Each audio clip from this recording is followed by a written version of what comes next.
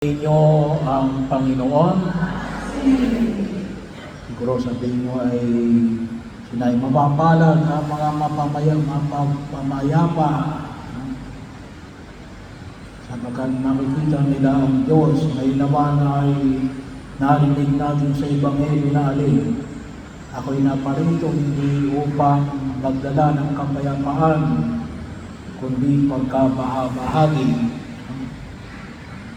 Well, ang paanyaya na ipinapahayag na Jesus ay isang paanyaya na rin na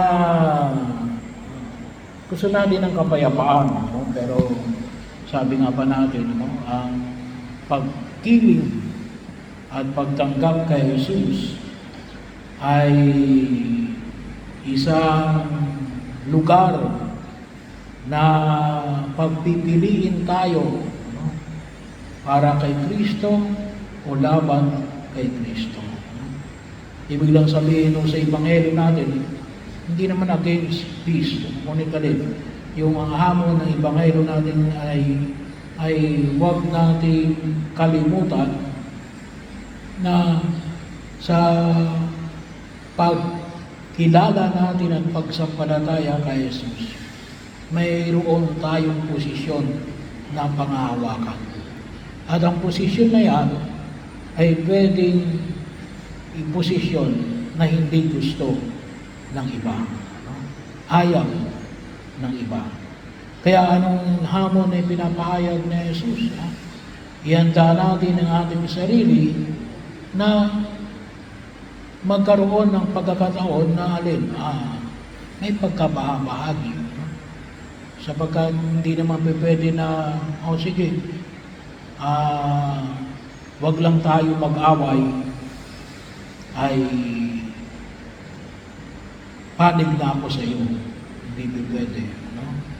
Yung ating pananampalataya, isang pananampalataya na mayroong tinatawag nating set of values. Isang grupo ng pamantayan na kinakailangan nating pahalagahan at depensahan. Lalong-lalo na ang mga mahalagang bagay na ipinapamanig sa atin ng buong may kapal. At isa na nga rito, no, ay yung ating hamon na alin, yung paanyaya na alin, yung pagpapala. No? Masanay nang bigyan natin ng higit ng pansin.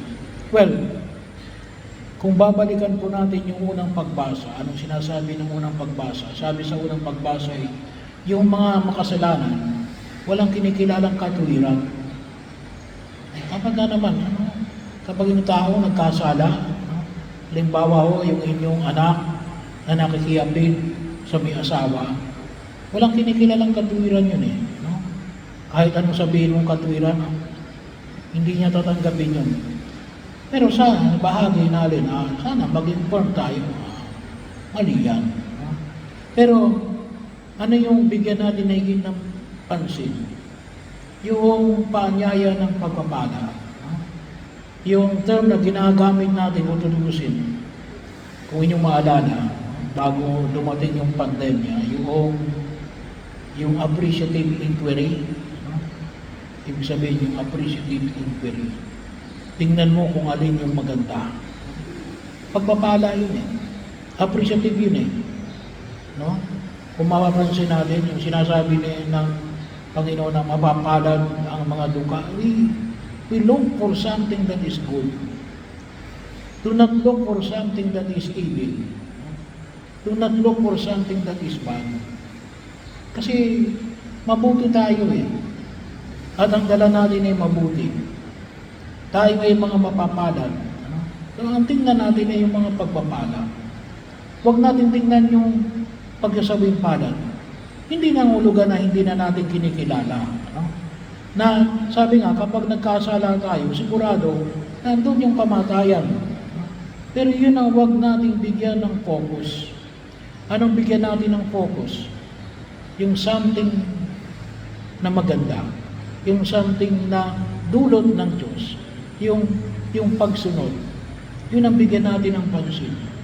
Hindi nangulugan na hindi natin kinikilala yung hindi pagsunod. Hindi. No?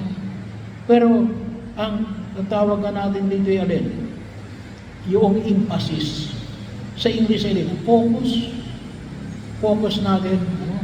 Alam niyo naman, kayo naman ay kalimitan yung mga cellphone, yung mga camera. Yan. Kapag ganyan. Nakafocus. So, may masama at mabuti. Yan ay kapag lahat yan, may pangit at maganda. Saan may focus? Doon sa maganda. Ano? Huwag kang focus sa pangit. Kasi pag kinokus mo sa pangit, hindi sasakit lang ang mata mo. Ano? Focus mo sa maganda. Ano? So, ganun kaya, yun ang term na gamit ni Jesus eh. Mapapalad. Hindi niya sinabi na yung hindi sumusunod nito ay sawing palad. Hindi. No? Pero yung focus niya rin, kung alin yung pagpapala. Ano? At yun din yung bigyan natin ng pansin. Kinakailangan mag-shift tayo ng focus. Bigyan natin na ito ng pagkilala. Yun yung ibig sabihin ng appreciative inquiry. No? Let us appreciate more. Hindi yung alin. Wala na tayong nakita kundi yung mga puna. Ano? Mga puna. Yung ebanghelyo ko nung nakaraang linggo, sabi ko nga, no? Wala nang ginawa yung mga pariseo, yung mga iskriba, kundi punahin si Jesus.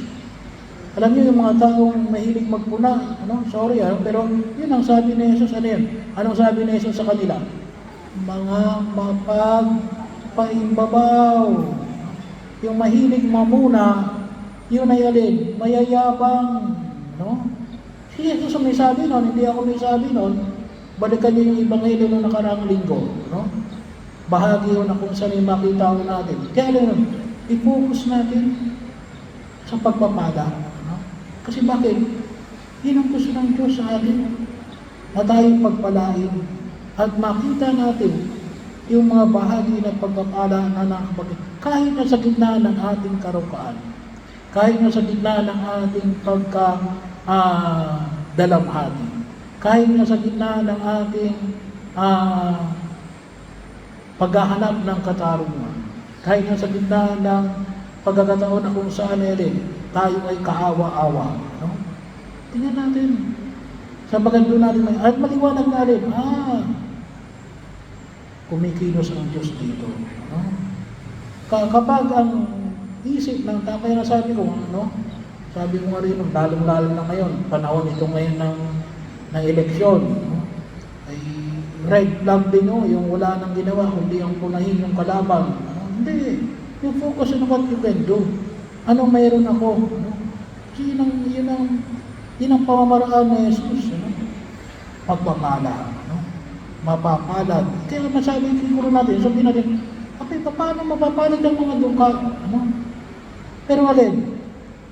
God sees what is good on the poor.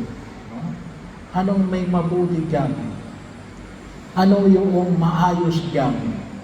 At yun ang bigyan natin ng higit na pagpapahalaga sa pagkilos natin. Ang maliwanag natin, sabi nga natin, yung 8 pagkapalay ay tumutukoy sa attitude ng tao. Yun ang ating karakter. Yun ang ating pamantayan ng pagkilos sa daigdig na ginagalawan natin. At yun ang tingnan natin. Kaya, makita natin, tunay ngang tayo ay pinagpapala. At ang nakikita natin ay pagpapala. Kaya kung minsan ang tao, bakit nagdanga ka? Bakit puro na lang ako sa palad? Wala ka na nakita kundi mga sabing palad. No? Huwag mo i-focus sila. Huwag mo i-focus doon ang lens mo. I-focus mo kung saan nakafocus ang Diyos. Saan nakafocus ang Diyos? Pagpapala.